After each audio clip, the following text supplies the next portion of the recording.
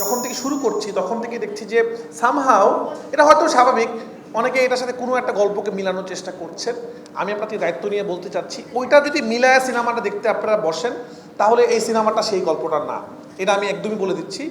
আমরা একটা ফিকশনাল গল্প বলার চেষ্টা করেছি, যেই গল্পে একজন হাজব্যান্ড ওয়াইফ আছে, যেখানে একটা বাচ্চা আছে, যেখানে ভালোবাসা আছে, প্রেম আছে। বাট আমরা চেষ্টা করেছি এটা অমীমাংসিত কেসের গল্প বলতে। বাংলাদেশে এরকম অনেক অমীমাংসিত কেস আছে, বাট আমাদের উদ্দেশ্যটা খুবই সফল।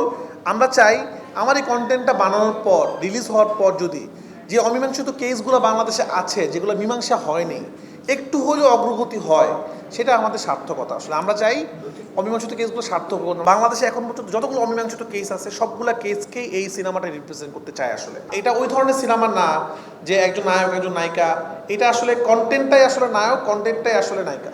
আমার কাছে মনে হয় আমি একজন ডিরেক্টর, আমি একজন চলচ্চিত্র নির্মাতা। শুধুমাত্র আমি চাই না আমার জীবনে একটা শুধুমাত্র একটা দুষ্ট কোকিল থাকবে, শুধু একটা লাগে উড়াধুরা থাকবে, শুধু তুফান থাকবে, সুরঙ্গ থাকবে। আমার কেরিয়ারে একটা আমলনামা থাকতে হবে যেখানে আমি ক্রস ফায়ার নিয়ে কথা বলেছি। আমার কেরিয়ারে একটা পলিটিক্যাল সিনেমা থাকবে খাঁচাবিত অচিন পাখি, যেখানে আমি গুম নিয়ে কথা বলেছি। আমার কেরিয়ারে আসলে একটা দামাল থাকবে যেখানে আমি মহিলা ফুটবল টিম নিয়ে কথা বলেছি। আমার কেরিয়ারে একটা অমীমাংসিত থাকবে যেখানে কথা বলেছি। মানে আমার কাছে মনে হয় একটা ডিরেক্টর শুধু কাজ আমি সিনেমা বানাবো, নায়ক থাকবে, নায়িকা থাকবে, আইটেম সং থাকবে, সেটা না। আমার মধ্যে একজন দায়িত্ব আছে, আমি একজন দায়িত্ববান ডিরেক্টর। আমি সমাজের জন্য কিছু একটা করতে চাই, সেই জন্যই আমি এই ধরনের সিনেমা বানাই।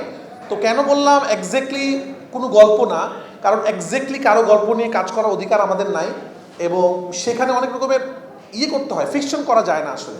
দ্যাটস ওয়াই আমরা ইন্সপিরেশন নেই, এবং এই যেহেতু গল্পটা খুবই সেন্সিটিভ, আমরা ওরকম ইন্সপিরেশনেই যাই না, এই জন্য আমরা লিখি নাই ইন্সপায়ার বাই ট্রু স্টোরি।